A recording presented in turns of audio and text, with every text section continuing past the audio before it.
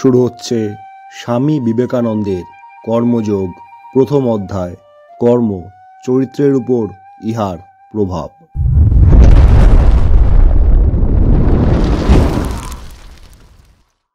কর্ম শব্দটি সংস্কৃত ক্রি ধাতু হইতে নিষ্পন্ন। ক্রি ধাতুর অর্থ করা, যাহা কিছু করা হয় তাহাই কর্ম। এই শব্দটির আবার পারিভাষিক অর্থ কর্ম ফল। দার্শনিকভাবে ব্যবহৃত হইলে কখনো কখনো উহার অর্থ হয় সেই সকল ফল আমাদের পূর্বকর্ম যেগুলির কারণ। কিন্তু কর্মযোগে আমাদের কর্ম শব্দটি কেবল কাজ অর্থেই ব্যবহার করিতে হইবে। মানব জাতির চরম লক্ষ্য জ্ঞান লাভ। প্রাচ্য দর্শন আমাদের নিকটে এই একমাত্র লক্ষ্যের কথাই বলিয়াছেন। মানুষের চরম লক্ষ্য সুখ নয়, জ্ঞান। সুখ ও আনন্দ তো শেষ হইয়া যায়। সুখী চরম লক্ষ্য এইরূপ মনে করা ভ্রম। জগতে আমরা যত দুঃখ দেখিতে পাই তাহার কারণ মানুষ অজ্ঞের মতো মনে করে সুখই আমাদের চরম লক্ষ্য। কালে মানুষ বুঝিতে পারে সুখের দিকে নয়, জ্ঞানের দিকেই সে ক্রমাগত চলিয়াছে। দুঃখ ও সুখ উভয়ই তাহার মহান শিক্ষক। সে শুভ এবং অশুভ হইতে সমভাবে শিক্ষা পায়। সুখ দুঃখ যেমন আমাদের মনের উপর দিয়া চলিয়া যায়, অমনি তাহারা উহার উপর নানাবিধ চিত্র রাখিয়া যায়। আর এই চিত্র সমষ্টি বা সংস্কার সমষ্টির ফলকেই আমরা মানুষের চরিত্র বলি। কোনো ব্যক্তির চরিত্র লইয়া আলোচনা করিয়া দেখো, বুঝিবে উহা প্রকৃতপক্ষে তাহার মনের প্রবৃত্তি, মনের প্রবণতা সমূহের সমষ্টি মাত্র। দেখিবে সুখ দুঃখ দুই সমভাবে তাহার চরিত্র গঠনের উপাদান। চরিত্রকে এক বিশেষ ছাঁচে ঢালিবার পক্ষে ভালো মন্দ উভয়েরই সমান অংশ আছে। কোনো কোনো স্থলে সুখ অপেক্ষা বরং দুঃখ অধিকতর শিক্ষা দেয়। জগতের মহাপুরুষদের চরিত্র আলোচনা করিলে দেখা যায় অধিকাংশ ক্ষেত্রেই সুখ অপেক্ষা দুঃখ তাহাদিগকে অধিক শিক্ষা দিয়াছে। ধন ঐশ্বর্য অপেক্ষা দারিদ্র অধিক শিক্ষা দিয়াছে। প্রশংসা অপেক্ষা নিন্দারূপ আঘাতই তাহাদের অন্তরের অগ্নি প্রজ্বলিত করিতে অধিক পরিমাণে সাহায্য করিয়াছে। এই জ্ঞান আবার মানুষের অন্তর্নিহিত। কোনো জ্ঞানই বাহির হইতে আসে না, সবই ভিতরে। আমরা যে বলি মানুষ জানে, ঠিক মনোবিজ্ঞানের ভাষায় বলিতে গেলে বলিতে হইবে মানুষ আবিষ্কার করে বা আবরণ উন্মোচন করে। মানুষ যাহা শিক্ষা করে প্রকৃতপক্ষে সে উহা আবিষ্কার করে। অনন্ত জ্ঞানের খনিস্বরূপ নিজ আত্মা হইতে আবরণ সরাইয়া লওয়া। আমরা বলি নিউটন মাধ্যাকর্ষণ আবিষ্কার করিয়াছেন। উহা কি এক কোণে বসিয়া তাহার জন্য অপেক্ষা করিতেছিল? না, উহা তাহার নিজ মনেই অবস্থিত ছিল। সময় আসিল, অমনি তিনি উহা দেখিতে পাইলেন। মানুষ যত প্রকার জ্ঞান লাভ করিয়াছে সবই মন হইতে। জগতের অনন্ত পুস্তকাগার তোমারই মনে। বহির্জগৎ কেবল তোমার নিজ মনকে অধ্যয়ন করিবার উত্তেজক কারণ, উপলক্ষ মাত্র। তোমার নিজ মনই সর্বদা তোমার অধ্যয়নের বিষয়। আপেলের পতন নিউটনের পক্ষে উদ্দীপক কারণ স্বরূপ হইল। তখন তিনি নিজের মন অধ্যয়ন করিতে লাগিলেন। তিনি তাহার মনের ভিতর পূর্ব হইতে অবস্থিত ভাব পরম্পরা আর একভাবে সাজাইয়া উহাদের ভিতর একটি নূতন শৃঙ্খলা আবিষ্কার করিলেন। উহাকেই আমরা মাধ্যাকর্ষণের নিয়ম বলি। উহা আপেলে বা পৃথিবীর কেন্দ্রে অবস্থিত কোনো পদার্থে ছিল না। অতএব লৌকিক বা পারমার্থিক সমুদয় জ্ঞানই মানুষের মনে। অনেক স্থলেই উহারা আবিষ্কৃত বা অনাবৃত হয় না, বরং আবৃত থাকে। যখন এই আবরণ ধীরে ধীরে সরাইয়া লওয়া হয় তখন আমরা বলি আমরা শিক্ষা করিতেছি। এবং এই আবরণ অপসারণের কাজ যতই অগ্রসর হয় জ্ঞানও ততই অগ্রসর হইতে থাকে। এই আবরণ যাহার ক্রমশ উঠিয়া যাইতেছে তিনি অপেক্ষাকৃত জ্ঞানী। যাহার আবরণ খুব বেশি সে অজ্ঞান। আর যাহার ভিতর হইতে অজ্ঞান একেবারে চলিয়া গিয়াছে, তিনি সর্বজ্ঞ। পূর্বে অনেক সর্বজ্ঞ পুরুষ ছিলেন, আমার বিশ্বাস এ কালেও অনেক হইবেন। আর আগামী কল্পসমূহে অসংখ্য সর্বজ্ঞ পুরুষ জন্মাইবেন। চকমকি পাথরে যেমন অগ্নি নিহিত থাকে, মনের মধ্যেই সেইরূপ জ্ঞান রহিয়াছে। উদ্দীপক কারণটি যেন ঘর্ষণ, জ্ঞানাগ্নিকে প্রকাশ করিয়া দেয়। আমাদের সকল ভাব ও কার্য সম্বন্ধেও সেইরূপ। যদি আমরা ধীরভাবে নিজেদের অন্তঃকরণ অধ্যয়ন করি, তবে দেখিব আমাদের হাসি কান্না, সুখ দুঃখ, আশীর্বাদ অভিসম্পাদ, নিন্দা সুখ্যাতি সবই আমাদের মনের উপর বহির্জগতের বিভিন্ন আঘাতের দ্বারা আমাদের ভিতর হইতেই উৎপন্ন। উহাদের ফলেই আমাদের বর্তমান চরিত্র গঠিত। এই আঘাত সমষ্টিকেই বলে কর্ম।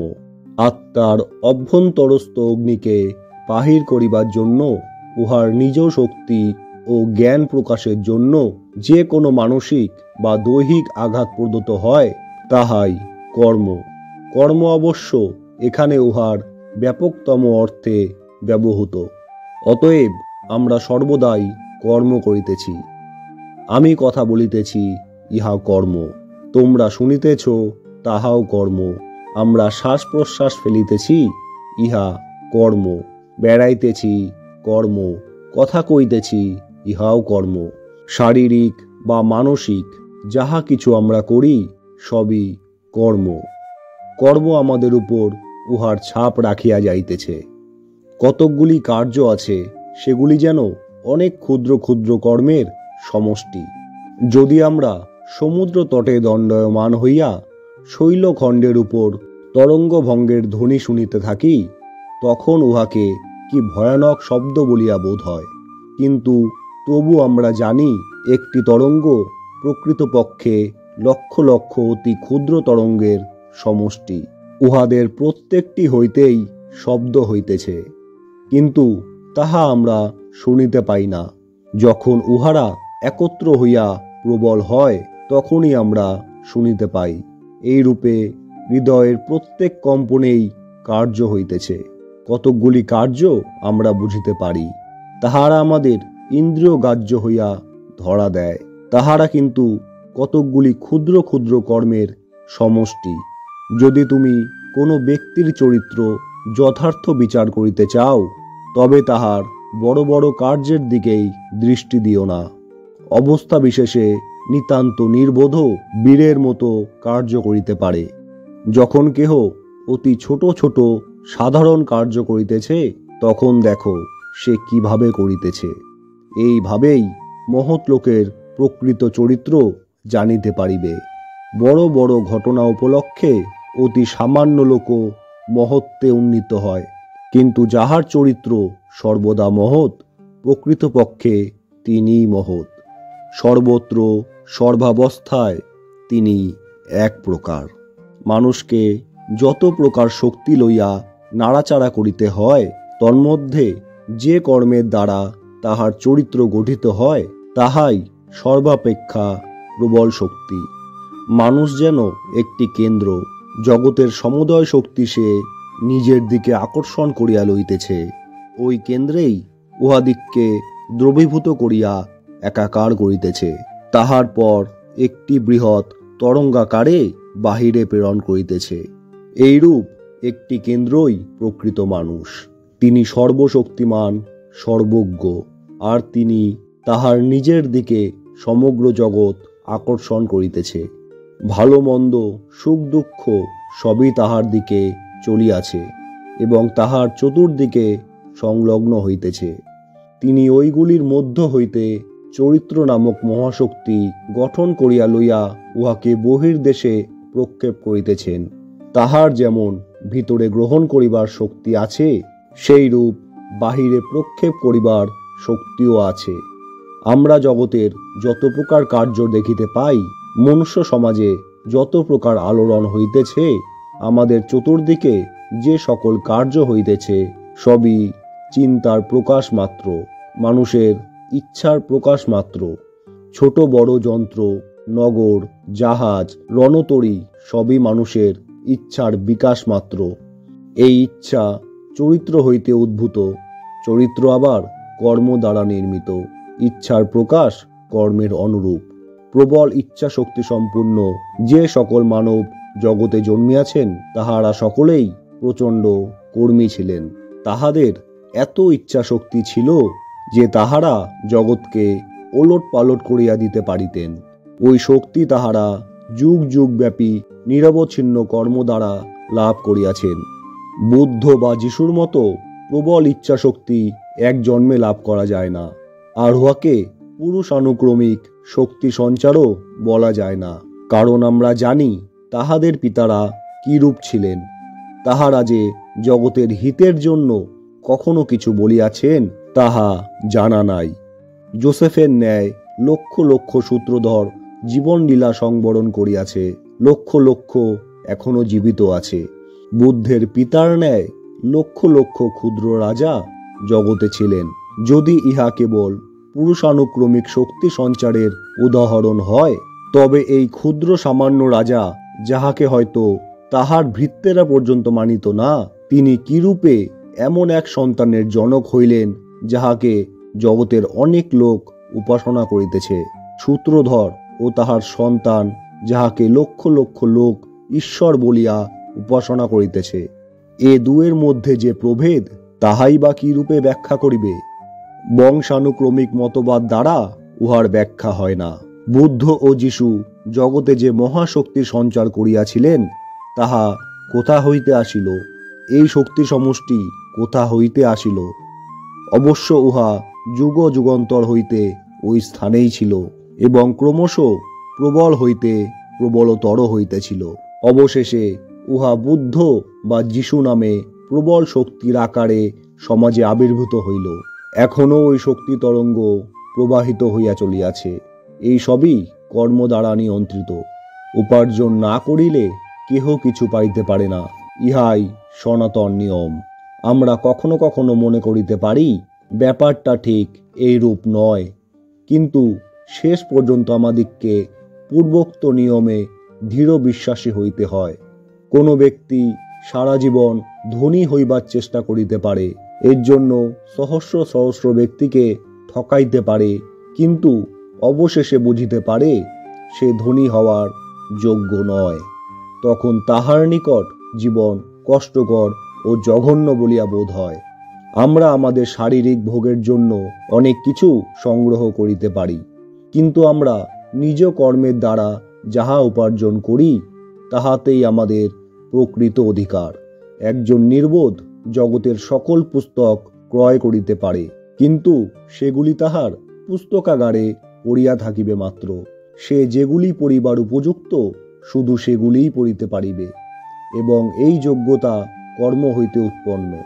আমরা কিসের অধিকারী বা আমরা কি আয়ত্ত করিতে পারি, আমাদের কর্মই তাহা নিরূপণ করে। আমাদের বর্তমান অবস্থার জন্য আমরাই দায়ী, এবং আমরা যাহা হইতে ইচ্ছা করি তাহা হইবার শক্তিও আমাদের আছে। আমাদের বর্তমান অবস্থা যদি আমাদের পূর্ব কর্মের দ্বারা নিয়ন্ত্রিত হয়, তবে ইহাই নিশ্চিত সিদ্ধান্ত হইবে যে ভবিষ্যতে আমরা যাহা হইতে ইচ্ছা করি আমাদের বর্তমান কর্ম দ্বারাই তাহা হইতে পারি। অতএব আমাদের জানা উচিত কি রূপে কর্ম করিতে হইবে। তোমরা বলিবে, কর্ম কি করিয়া করিতে হয়, তাহা আবার শিখিবার প্রয়োজন কি? সকলেই তো কোনো না কোনোভাবে এই জগতে কাজ করিতেছে। কিন্তু শক্তির অনর্থক ক্ষয় বলিয়া একটি কথা আছে। গীতায় এই কর্মযোগ সম্বন্ধে কথিত আছে, কর্মযোগের অর্থ কর্মের কৌশল, বিজ্ঞানসম্মত প্রণালীতে কর্মানুষ্ঠান। কর্ম কি করিয়া করিতে হয় জানিলে তবেই কর্ম হইতে সর্বাপেক্ষা ভালো ফল পাওয়া যায়। তোমাদের স্মরণ রাখা উচিত, সকল কর্মের উদ্দেশ্য মনের ভিতরে পূর্ব হইতে যে শক্তি রহিয়াছে তাহা প্রকাশ করা, আত্মাকে জাগাইয়া তোলা। প্রত্যেক মানুষের ভিতরে এই শক্তি আছে এবং জ্ঞানও আছে। এই সকল বিভিন্ন কর্ম যেন ওই শক্তি ও জ্ঞানকে বাহিরে প্রকাশ করিবার, ওই মহাশক্তিগুলিকে জাগ্রত করিবার আঘাত স্বরূপ। মানুষ নানা উদ্দেশ্যে কর্ম করিয়া থাকে, কোনো উদ্দেশ্য ব্যতীত কার্য হইতে পারে না। কোনো কোনো লোক যশ চায়, তাহারা যশের জন্য কার্য করে। কেহ কেহ অর্থ চায়, তাহারা অর্থের জন্য কার্য করে। কেহ কেহ প্রভুত্ব চায়, তাহারা প্রভুত্ব লাভের জন্য কার্য করে। অনেকে আবার স্বর্গে যাইতে চায়, তাহারা স্বর্গে যাইবার জন্য কার্য করে। অপরে আবার মৃত্যুর পর নিজেদের নাম রাখিয়া যাইতে চায়। চীন দেশের রীতি, না মরিলে কাহাকেও কোনো উপাধি দেওয়া হয় না। বিচার করিয়া দেখিলে ইহা অপেক্ষাকৃত ভালো প্রথা বলিতে হইবে। চীনে কোনো লোক খুব ভালো কাজ করিলে তাহার মৃত পিতা বা পিতামহকে কোনো সম্মানজনক উপাধি প্রদান করা হয়। কেহ কেহ এই উদ্দেশ্যে কাজ করিয়া থাকে। কোনো কোনো মুসলমান সম্প্রদায়ের অনুগামীগণ মৃত্যুর পর একটি প্রকাণ্ড সমাধি মন্দিরে সমাহিত হওয়ার জন্য সমস্ত জীবন কার্য করিয়া থাকে। আমি এমন কয়েকটি সম্প্রদায়ের কথা জানি, যাহাদের মধ্যে শিশু জন্মিবা মাত্র তাহার জন্য সমাধি মন্দির নির্মিত হইয়া থাকে। ইহাই তাহাদের বিবেচনায় মানুষের সর্বাপেক্ষা প্রয়োজনীয় কর্ম, এবং ওই সমাধি মন্দির যত বৃহৎ ও সুন্দর হয়, সেই ব্যক্তি ততই ধনী বলিয়া বিবেচিত হয়। কেহ কেহ আবার প্রায়শ্চিত্ত স্বরূপ কর্ম করিয়া থাকে। সর্ববিধ অসৎ কার্য করিয়া শেষে একটি মন্দির প্রতিষ্ঠা করিল, অথবা পুরোহিতগণকে কিনিয়া লইবার জন্য এবং তাহাদের নিকট হইতে স্বর্গে যাইবার ছাড়পত্র পাইবার জন্য কিছু অর্থ তাহাদিগকে দিল। তাহারা মনে করে এইরূপ দানের দ্বারা তাহাদের পথ পরিষ্কার হইল, পাপ সত্ত্বেও তাহারা শাস্তি এড়াইয়া যাইবে। মানুষের কার্য প্রবৃত্তির বহু উদ্দেশ্যের কয়েকটি মাত্র বলা হইল। কর্মের জন্যই কর্ম করো। সকল দেশেই এমন কিছু মানুষ আছেন, যাহাদের প্রভাব সত্ত্বই জগতের পক্ষে কল্যাণকর। তাহারা কর্মের জন্যই কর্ম করেন, নাম যশ গ্রাহ্য করেন না, স্বর্গে যাইতেও চাহেন না। লোকের প্রকৃত উপকার হইবে বলিয়াই তাহারা কর্ম করেন। আবার অনেকে আছেন, যাহারা আরো উচ্চতর উদ্দেশ্য লইয়া দরিদ্রের উপকার ও মনুষ্য জাতিকে সাহায্য করেন, কারণ তাহারা সৎ কার্যে বিশ্বাসী, তাহারা সৎ ভাব ভালোবাসেন।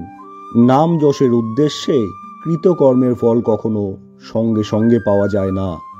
সচরাচর দেখা যায়, যখন আমরা বৃদ্ধ হই এবং আমাদের জীবন প্রায় শেষ হইয়া আসিয়াছে, তখন আমাদের নাম যশ হয়। কিন্তু যদি কেহ কোনো স্বার্থপূর্ণ উদ্দেশ্য ছাড়া কাজ করে, সে কি কিছুই লাভ করে না? হ্যাঁ, সে সর্বাপেক্ষা বেশি লাভ করে। নিঃস্বার্থ কর্মেই অধিক লাভ, তবে ইহা অভ্যাস করিবার সহিষ্ণুতা মানুষের নাই। সাংসারিক হিসাবেও ইহা বেশি লাভজনক। প্রেম, সত্য, নিঃস্বার্থপরতা এগুলি শুধু নীতি সম্বন্ধীয় আলংকারিক বর্ণনা নয়, এগুলি আমাদের সর্বোচ্চ আদর্শ, কারণ এগুলির মধ্যেই মহতী শক্তি নিহিত রহিয়াছে। প্রথমত, যে ব্যক্তি 5 দিন অথবা 5 মিনিট কোনো স্বার্থাভিসন্ধি ব্যতীত ভবিষ্যতের কোনো চিন্তা, স্বর্গলাভের আকাঙ্ক্ষা, শাস্তির ভয় অথবা ঐরূপ কোনো বিষয় চিন্তা না করিয়া কাজ করিতে পারেন, তাহার মধ্যে শক্তিমান মহাপুরুষ হইবার সামর্থ্য আছে। এই ভাব কার্যে পরিণত করা কঠিন, কিন্তু আমাদের অন্তরের অন্তঃস্থলে আমরা উহার মূল্য জানি। এই কঠোর সংযমী শক্তির মহোচ্চ বিকাশ। সমুদয় বহির্মুখ কার্য অপেক্ষা আত্মসংযমেই অধিকতর শক্তির প্রকাশ। চতুর্রস্যবাহিত একটি শকট কোনো বাধা না পাইয়া পাহাড়ের ঢালু পথে গড়াইয়া যাইতেছে, অথবা শকট চালক অশ্বগণকে সংযত করিতেছে। ইহাদের মধ্যে কোনটি অধিকতর শক্তির বিকাশ? অশ্বগণকে ছাড়িয়া দেওয়া বা উহাদিগকে সংযত করা? একটি কামানের গোলা বায়ুর মধ্য দিয়া উড়িয়া অনেক দূরে গিয়া পড়ে, অন্য একটি গোলা দেওয়ালে লাগিয়া বেশি দূর যাইতে পারে না, কিন্তু এই সংঘর্ষে প্রবল তাপ উৎপন্ন হয়। এই রূপে মনে সমুদয় বহির্মুখ শক্তি স্বার্থের উদ্দেশ্যে ধাবিত হইয়া বিক্ষিপ্ত হয়। ওইগুলি আর তোমার নিকট ফিরিয়া আসিয়া তোমার শক্তি বিকাশে সাহায্য করে না, কিন্তু ওইগুলিকে সংযত করিলে তোমার শক্তি বর্ধিত হইবে। এই সংযম হইতে মহতী ইচ্ছা শক্তি উদ্ভূত হইবে। উহা খ্রিস্ট বা বুদ্ধের মতো চরিত্র সৃষ্টি করিবে। অজ্ঞ ব্যক্তিরা এই রহস্য জানে না, তথাপি তাহারা জগতের উপর প্রভুত্ব করিতে চায়। নির্বোধ ব্যক্তিরা জানে না যে সে যদি কাজ করে এবং কিছুদিন অপেক্ষা করে তবে সমুদয় জগৎ শাসন করিতে পারে। সে কয়েক বৎসর অপেক্ষা করুক এবং এই অজ্ঞান সুলভ জগৎ শাসনের ভাবকে সংযত করুক। ওই ভাব সম্পূর্ণ চলিয়া গেলেই সে জগৎ শাসন করিতে পারিবে। অনেক পশু যেমন কয়েক পদ অগ্রে কি আছে তাহারা কিছুই জানিতে পারে না, আমাদের মধ্যে অনেকেই অল্প কয়েক বৎসর পরে কি ঘটিবে তাহার কিছুই অনুমান করিতে পারে না। আমরা যেন একটি সংকীর্ণ বৃত্তের মধ্যে আবদ্ধ, ইহাই আমাদের সমুদয় জগৎ। উহার বাহিরে আর কিছু দেখিবার ধৈর্য আমাদের নাই। এইভাবেই আমরা অসাধু ও দুর্বৃত হইয়া পড়ি। ইহাই আমাদের দুর্বলতা, শক্তিহীনতা। কিন্তু অতি সামান্য কর্মকেও ঘৃণা করা উচিত নয়। যে ব্যক্তি উচ্চতর উদ্দেশ্যে কাজ করিতে জানে না, সে স্বার্থপর উদ্দেশ্যেই নাম যশের জন্যই কাজ করুক। প্রত্যেককে সর্বদাই উচ্চ হইতে উচ্চতর উদ্দেশ্যের দিকে অগ্রসর হইতে হইবে এবং ওইগুলি কি তাহা বুঝিবার চেষ্টা করিতে হইবে। কর্মেই আমাদের অধিকার, ফলে নয়। ফল যাহা হইবার হউক, ফলের জন্য চিন্তা করো কেন? কোনো লোককে সাহায্য করিবার সময় তোমার প্রতি সেই ব্যক্তির মনোভাব কিরূপ হইবে সে বিষয়ে চিন্তা করিও না। তুমি যদি কোনো মহৎ বা শুভ কার্য করিতে চাও তবে ফলাফলের চিন্তা করিয়া উদ্বিগ্ন হইয়া থাকিও না। কর্মের এই আদর্শ সম্বন্ধে আর একটি কঠিন সমস্যা আসিয়া পড়ে। তীব্র কর্মশীলতার প্রয়োজন। সর্বদাই আমাদের কর্ম করিতে হইবে। আমরা এক মিনিটও কর্ম না করিয়া থাকিতে পারি না। তবে বিশ্রাম কোথায়? জীবন সংগ্রামে একদিকে কর্ম যাহার ক্ষিপ্র আবর্তে আমরা বিঘূর্ণিত, আর একদিকে সব ধীর স্থির, সবাই যেন নিবৃত্তি উন্মুক্ত, চারিদিকে শান্তিময়। কোনরূপ শব্দ বা কোলাহল নাই। কেবল জীবজন্তু, বৃক্ষ, পুষ্প, পর্বতরাজি সম্বন্ধিত প্রকৃতির শান্তিময় ছবি। এই দুইটির কোনোটিই সম্পূর্ণ চিত্র নয়। যেমন গভীর সমুদ্রের মৎস্য উপরে আসিবা মাত্র খণ্ড বিখণ্ড হইয়া যায়, কারণ জলের প্রবল চাপেই উহা জীবিত অবস্থায় থাকিতে সমর্থ। তেমনি শান্তিপূর্ণ স্থানে বাস করিতে অভ্যস্ত কোনো ব্যক্তি সংসারের এই মহাবর্তের সংস্পর্শে আসিবা মাত্র ধ্বংস হইয়া যাইবে। আবার যে ব্যক্তি কেবল সাংসারিক সামাজিক জীবনের কোলাহলেই অভ্যস্ত, সে কি কোনো নির্ভীত স্থানে স্বস্তিতে বাস করিতে পারে? যন্ত্রণায় হয়তো তাহার মস্তিষ্ক বিকৃত হইয়া যাইবে। আদর্শ পুরুষ তিনিই, যিনি গভীরতম নির্জনতা ও নিস্তব্ধতার মধ্যে তীব্র কর্মী এবং প্রবল কর্মশীলতার মধ্যে মরুভূমির নিস্তব্ধতা ও নিঃসঙ্গতা অনুভব করেন। তিনি সংযমের রহস্য বুঝিয়াছেন, আত্মসংযম করিয়াছেন। যানবাহন মুখরিত মহানগরীতে ভ্রমণ করিলেও তাহার মন শান্ত থাকে, যেন তিনি নিঃশব্দ গুহায় রহিয়াছেন, অথচ তাহার মন তীব্রভাবে কর্ম করিতেছে। কর্মযোগের ইহাই আদর্শ। যদি এই অবস্থা লাভ করিতে পারো তবেই কর্মের প্রকৃত রহস্য অবগত হইলে। কিন্তু আমাদিগকে গোড়া হইতে আরম্ভ করিতে হইবে। আমাদের সম্মুখে যে রূপ কর্ম আসিবে তাহাই করিতে হইবে এবং প্রত্যহ আমাদিগকে ক্রমশ আরও অধিক নিঃস্বার্থপর হইতে হইবে। আমাদিগকে কর্ম করিতে হইবে এবং ওই কর্মের পাশ্চাতে কি অভিসন্ধি আছে তাহা দেখিতে হইবে। তাহা হইলে প্রায় সর্বত্রই দেখিতে পাইব প্রথম প্রথম আমাদের অভিসন্ধি সর্বদাই স্বার্থপূর্ণ, কিন্তু অধ্যবসায়ের প্রভাবে ক্রমশ এই স্বার্থপরতা কমিয়া যাইবে। অবশেষে এমন সময় আসিবে যখন আমরা সত্যই নিঃস্বার্থ কর্ম করিতে সমর্থ হইব। তখন আমাদের আশা হইবে জীবনের পথে ক্রমশ অগ্রসর হইতে হইতে কোনো না কোনো সময়ে এমন একদিন আসিবে যখন আমরা সম্পূর্ণ নিঃস্বার্থ হইতে পারিব। আর যে মুহূর্তে আমরা সেই অবস্থা লাভ করিব, সেই মুহূর্তে আমাদের সকল শক্তি কেন্দ্রীভূত হইবে এবং আমাদের অন্তর্নিহিত জ্ঞান প্রকাশিত হইবে।